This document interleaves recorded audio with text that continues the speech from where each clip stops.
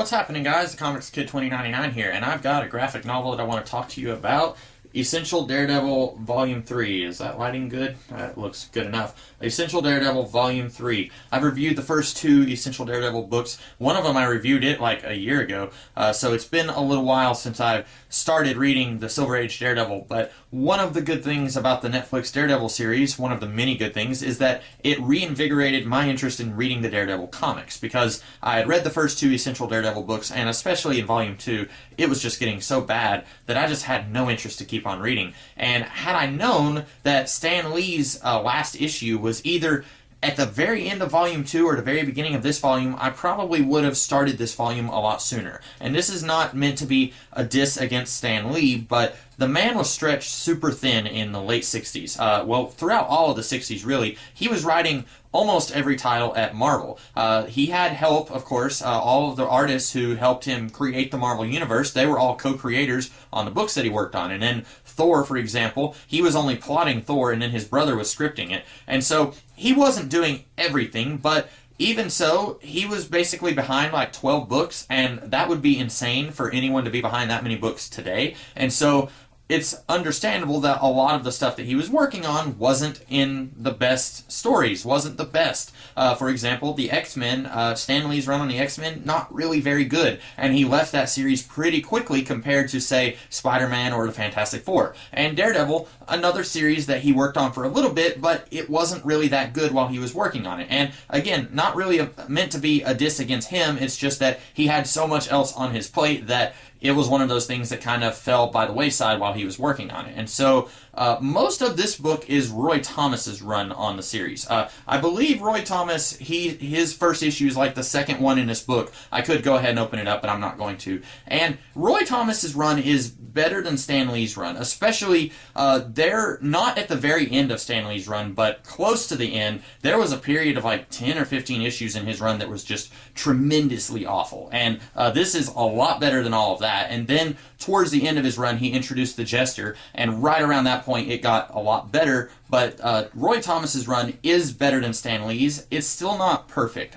One thing that Roy Thomas does, and actually he's picking up on something that Stan Lee did, but Stan Lee, I think, realized that people didn't really care about this love quadrangle between Foggy Nelson, Matt Murdock, Karen Page, Daredevil, and then Matt Murdock's fake twin brother Mike Murdock. He had all of these love angles going on, and I think he realized people don't care about all of that. So he got rid of Mike Murdock, thank goodness, and then he also introduced a love interest for Foggy Nelson, who was this former convict named Debbie. And to be honest, this series hasn't really done a whole lot with her, except that it got rid of this whole idea of Foggy and Matt both trying to get with Karen. That was something that I got really tired of, and so Roy Thomas basically has kind of made Foggy Nelson almost a background character in this series. And I'm going to go ahead and say the last like 4 issues of this book are actually written by Jerry Conway, and in the very last issue of this book, Matt Murdock is talking about how him and Foggy haven't really had a chance to hang out much in the last few months because Foggy became the district attorney and Matt is Daredevil, and so they haven't really been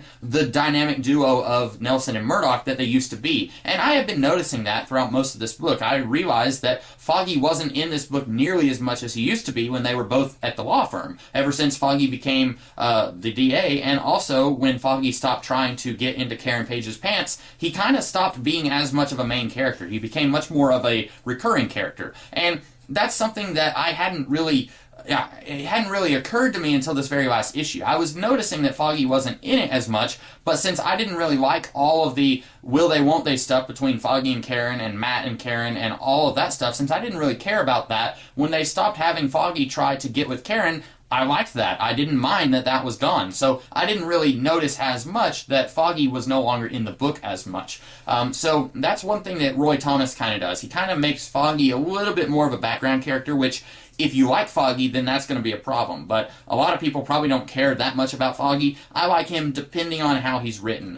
When he's not an adversary for Matt Murdock for the affections of Karen Page, I like him okay. And speaking of Karen Page, one thing that Roy Thomas does that is a huge deviation from the status quo he has Karen Page find out that Matt Murdock is Daredevil. And that's something that when it happened, I was like, ooh, how are they going to fix this? How are they going to make her not know that he's Daredevil? They don't.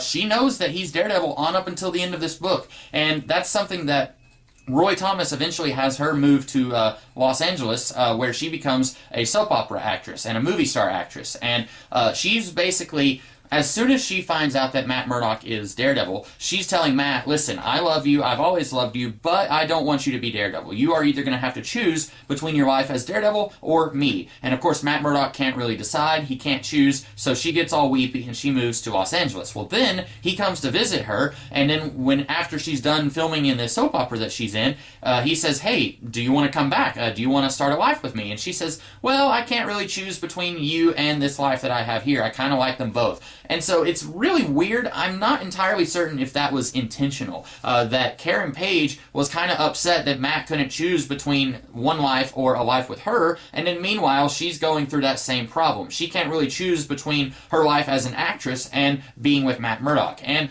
I was kind of okay with them basically writing her out of the series. I never really cared for Karen. Basically, under Stan Lee's hand, she was always just the woman of the book who had a thing for Matt Murdock. She really didn't have much of a personality. And Roy Thomas, I'm not sure if he just got sick of the character, if he didn't really see the reason for her to be in the book, but for one reason or another, he had her find out that Matt was Daredevil, and I really liked that change because it, for better or worse, it made the book very different from Stan Lee's run, and I was very okay with the status quo changing in that big of a way, and then that led to her moving to Los Angeles and kind of sort of being written out of the book. There's about 4 or 5 issues where Daredevil is in Los Angeles kind of trying to get her to come back home, and when that doesn't work, he just goes back home without her, and so I don't know how that's going to work. I don't know if 4 more issues into Jerry Conway's run, if he's going to bring Karen Page back, or maybe, let's hope that Jerry Conway doesn't really like the character, and then maybe he's just going to leave her in Los Angeles. I would be totally fine with that, because one of my big complaints about the series on up until now, through all of the writers, has been this big will they, won't they mystery of who's going to get with Karen Page. Is it going to be Matt? Is it going to be Foggy? Is it going to be Mike Murdock? You know, all of that stuff has always been consistently my least favorite part of the series, and basically, it's looking like by the end of Essential Daredevil Volume 3 that's kind of sort of been written out of the series. And like I said, this whole book collects all of Roy Thomas's run.